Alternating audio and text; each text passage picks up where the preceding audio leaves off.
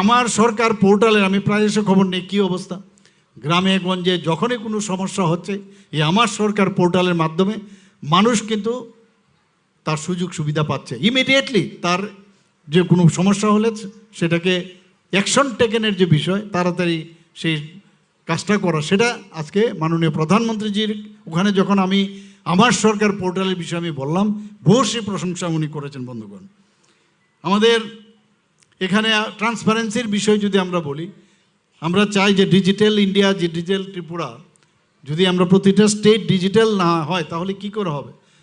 আজকে ত্রিপুরাই একমাত্র রাজ্য যেখানে ক্যাবিনেট থেকে আপ টু 3 স্তর পঞ্চায়েত পর্যন্ত আজকে আমরা যে স্বচ্ছতা নিশ্চিত করার জন্য অফিস আমরা করতে পেরেছি। এটা আর কোনো রাজ্যে হয়নি, সাব ডিভিশন লেভেল অবধি আছে। আপনারা দেখেছেন যে কিছুদিন আগে আপনাদের এই ত্রিপুরা যে সারিন্দা বাদ্যযন্ত্রী এখানে জিআই ট্যাগ পেয়েছে। আগে আরও আমরা 3টা জিআই ট্যাগ পেয়েছিলাম এবং সেগুলো হচ্ছে কুইন আনারস, আপনাদের মানে যে আমাদের পেরা, মাতাবাড়ির পেরা, এবং আমাদের যে জনজাতিদের যে রিসা পাসরা, এগুলো নিয়ে আমাদের 4টার মতো আমরা জিআই ট্যাগ পেয়েছি। বন্ধুগণ, আমাদের ত্রিপুরা ঠিকভাবে যে চলছে তার আরেকটা উদাহরণ আপনাদের সামনে আমি বলতে চাই। সেটা হচ্ছে তৃতীয় পূর্ণ স্বাক্ষর রাজ্য। 96.6% যে ইউনেস্কোর যে ক্রাইটেরিয়া, আমাদের ত্রিপুরা কিন্তু সেটা করেছে। এর আগে গোয়া এবং মিজোরাম এই দুটো রাজ্য ছিল। কিন্তু পপুলেশনের দিক দিয়ে যদি বলেন তাহলে আমরা কিন্তু অনেক বেশি, আমরা কাজে সেই জায়গায় দাঁড়িয়ে আমি বলবো যে আমরা আজকে তৃতীয় পূর্ণ স্বাক্ষর রাজ্য হিসাবে ঘোষণা করা হয়েছে। শিক্ষাক্ষেত্রে যদি আমি বলি, ন্যাশনাল এডুকেশন পলিসি আমরা ফলো করছি, নতুন বিদ্যালয় ভবন বানাচ্ছি, নতুন নতুন বিদ্যালয় আমরা বানাচ্ছি, স্মার্ট ক্লাসরুম, আইসিটি ভিত্তিক শিক্ষা, টিঙ্কারিং ল্যাব, দক্ষতামূলক শিক্ষা, কস্তুরবা গান্ধী বিদ্যালয়, মিশন মুকুল, তাছাড়া নিপুণ ত্রিপুরা, বিদ্যা সেতু কর্মসূচি, এরকম অনেকগুলো প্রকল্প আমরা নিয়েছি। এবং সেন্ট্রাল থেকেও যখন ওনারা আসেন ওনারা বলছেন যে সত্যি আমরা খুব আনন্দিত যে এই ধরনের প্রকল্প আগামী যারা প্রজন্ম তাদেরকে যদি গুণগত মান যদি শিক্ষা না দেওয়া যায় তাহলে কোনো দিন সম্ভব হবে না। তো একের পর এক আমরা এই কাজগুলো করছি। আমরা যারা জনজাতিরা আসছেন তাদের জন্য হোস্টেল, অনেকগুলো হোস্টেল আমরা করেছি, প্রায় 100টা জনজাতি হোস্টেলের মধ্যে আমরা স্মার্ট ক্লাসরুমও করেছি। আমবাসা, কাঞ্চনপুর, করবুকে প্রায় 3টে আশ্রম স্কুল করেছি, তৃতীয় শ্রেণীর থেকে 7ম শ্রেণী পর্যন্ত। আমাদের বিভিন্ন হোস্টেল ওয়ার্ডেন নিয়োগের কথা যদি বলি, আমাদের যে ট্রাইবাল ওয়েলফেয়ার মিনিস্টার উনি বারবার বলছিলেন যে হোস্টেলগুলো আমাদের জনজাতিদের জন্য করা হয়েছে। তাদের হোস্টেল না থাকাতে এখানে অনেক সময় সমস্যা হয়। 100 আমাদের ক্যাবিনেটে ডিসিশন নিয়ে, আমরা এখানে ফিনান্স মিনিস্টার আছেন, আমরা সেখানে ডিসিশন নিয়েছি 170 জন হোস্টেল ওয়ার্ডেন আমরা সেখানে দিয়েছি। ক্রীড়াক্ষেত্রের কথা যদি বলেন, এই বিষয়ে আমার যে পূর্ববর্তী বক্তা আমাদের টিঙ্কুবাবু অলরেডি বলেছেন, বিভিন্ন ক্রীড়া ক্ষেত্রে আজকে যেভাবে উল্লেখযোগ্য পরিকাঠামো উন্নয়ন হয়েছে সেটা কিন্তু আগে কোনো দিন সেই দিশায় কিন্তু কোনো সরকার কাজ করেনি। এখানে 9টি সিনথেটিক টার্ফ ফুটবল গ্রাউন্ড হয়েছে, গন্ডা তুইসাতে একটির কাজ চলছে, কাকরাবনের আজকে তো করলাম সেটাও যুগ হলো, এবং জনজাতি কল্যাণ দপ্তর আরও 2টি সিনথেটিক টার্ফ ফুটবল করছে, আরও একটি কাজ চলছে। এরকম হকি মাঠ থেকে শুরু করে আরও সুইমিং পুল ইত্যাদি আজকে, এবং যে কারণে আমাদের ছেলে মেয়েরা কিন্তু এখন ভালো করে তারা যখন পার্টিসিপেট করছে এই ট্রেনিং এবং ইনফ্রাস্ট্রাকচার সুবিধা পাওয়াতে তারা কিন্তু ভালো রেজাল্ট আজকে করছে। আমি স্বাস্থ্য ব্যবস্থার যদি কথা বলেন, আপনারা একবার বলুন যে ত্রিপুরাতে কোনোদিন সুপার স্পেশালিটি হবে কোনোদিন ভেবেছেন কখনো?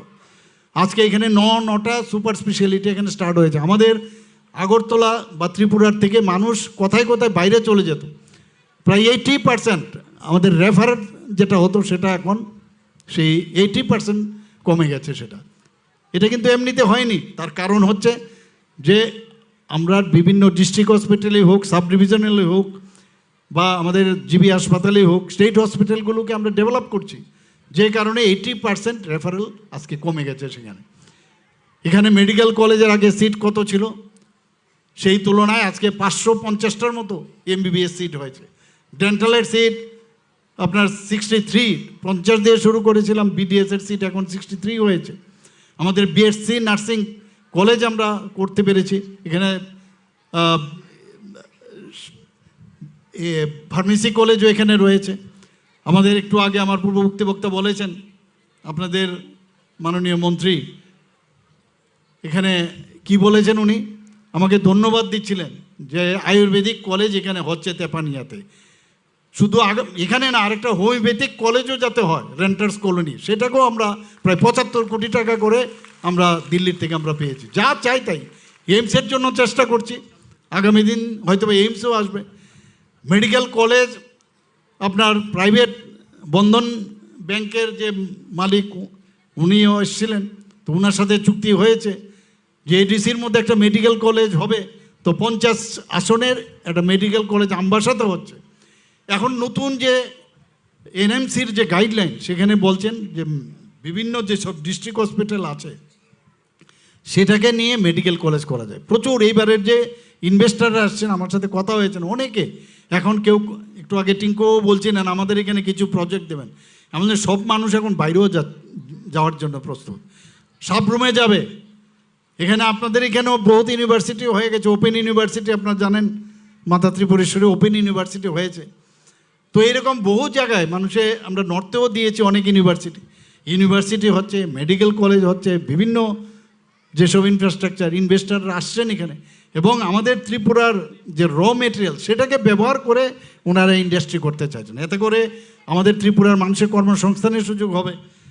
স্বাস্থ্যক্ষেত্রে আমি আবার বলছি যে যেভাবে আমরা কাজ করছি, মানুষের আসল কথা হচ্ছে যে স্বাস্থ্য ঠিক থাকলে সব কিছু ঠিক। Health is always well.